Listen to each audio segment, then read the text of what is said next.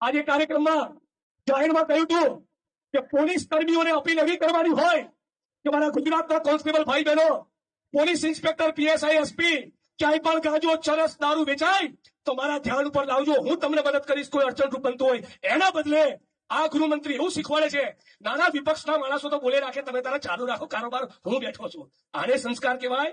આ સંસ્કાર છે? સંસ્કાર હોય તો તમારા વિધાનસભા ક્ષેત્ર સુરતની અંદરથી દારૂના અડ્ડા બંધ કરીને બતાવો. આ વધુ એક તમને ચેલેન્જ આપું છું.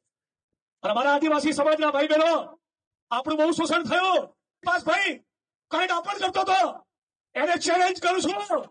યાર ચોપડી, તારામાં પાણી હોય તો અમદાવાદના પવિત્ર ધામની ફરતે 2 કિલોમીટરની ત્રિજ્યામાં ચાલતા દારૂના અડ્ડા બંધ કરીને બતાય. તારામાં પાણી હોય તો એ સંસ્કારની વાત બીજે કરજે.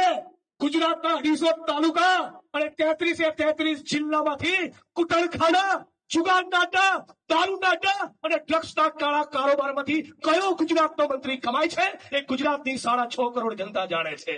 બ્લડિયા ચોપડી. હિન્દુ ધર્મમાં જેટલાની પણ આસ્થા છે એ તમામ આસ્થાના પ્રતીકોની ફરતે 2-2, 3-3 કિલોમીટરની ત્રિજ્યામાં છડે ચોક રાત દિવસ દારૂ, જુગારના અડ્ડા ચાલે છે. પાણી હોય તો એક અડ્ડો આવો બંધ કરીને બતાય. મારી તને ચેલેન્જ છે. ફાંકા ફોજદારી કરવી છે માઇક પરથી, તાકાત હોય તો જવાબ આપો. આખી ભારતીય જનતા પાર્ટીને સવાલ પૂછે છે કોંગ્રેસ પરિવાર વતી કે તમારા શાસનમાં છેલ્લા 5 વર્ષમાં ગુજરાતના દરિયાકાંઠા પરથી 65,000 કરોડનું ડ્રગ્સ આવ્યું ક્યાંથી? આપો જવાબ.